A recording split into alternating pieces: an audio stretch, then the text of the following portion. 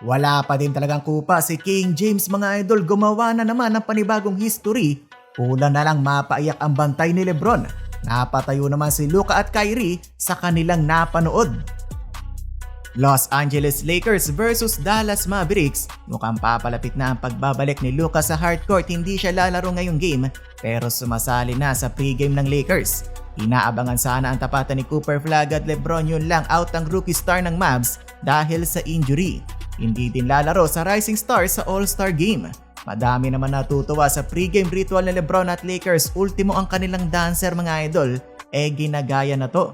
Sinimula ni Marcus Smart ang scoring ng LA, dinaan sa talino, tinaasan ng tira para makalusot. Sa haba ni Gafford, Lebron James sinundan agad ang opensa ng Lakers, binording pa ang tira.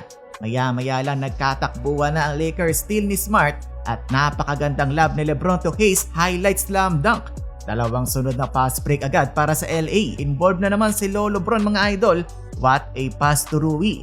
Kakasimula pa na ng laban, nag-iinit na agad si King James. Wala talagang kupas, back-to-back threes. Yung pangalawa heat check sa parking lot, napa-timeout na lang doon ang kalaban.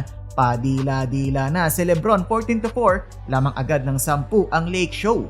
Max Christie pamatay sunog, inatake ang depensa ng Lakers. Sayang naman ang block na Hayes. Napasigaw na sana yung crowd, yun lang tumawag pala ng foul ang referee bago ang tapal. 7-minute mark, eto na ang bagong player ng Mavs na si Chris Middleton.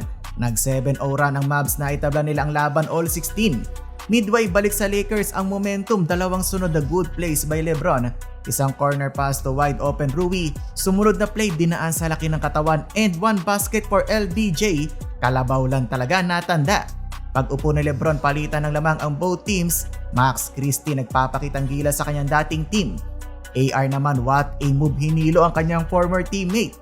Nagpapalitan ng puntos ang dating magkakampi na si Reeves at Christie.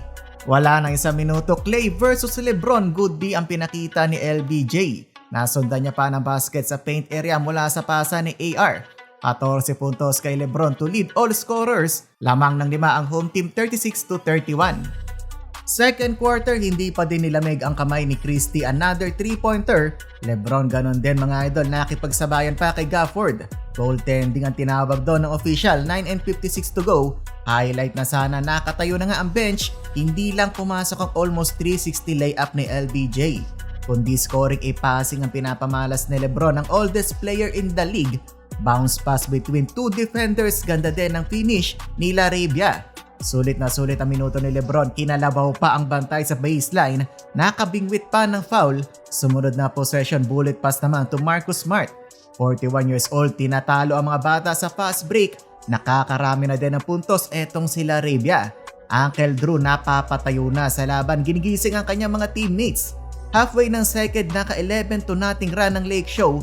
Late ng period, naka 7-0 run naman ang Dallas. Najee Marshall dinakdaka ng LA, napa on his head doon si Kyrie. Bigla-bigla pa nag-stop and pop 3 si Klay Thompson, bigla na lang nalusaw ang 12 puntos sa kalamangan ng Lakers, 64-63 halftime. Third period, tumabi ka na pag ganitong nag-spin move si Lebron, walang nagawa ang mas maliit na defender. Buhat na buhat ngayon ni LBJ ang Lakers. Highlight pa ang mga pasa, ayaw ng simple pass ni LBJ. Smart, what a dish to Hayes. 200 dunk, patuloy na inatake ng Lakers ang paint area.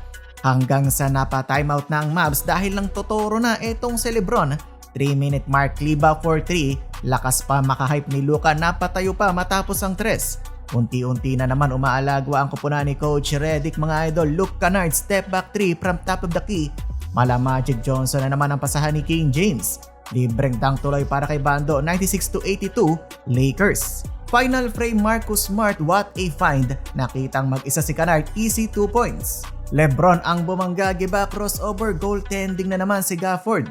Hirap na ang big man ng Dallas sa pinaggagawang atake ni King James. 9:41 to go, sumabit pa siya habang natira ng 3 si Lebron.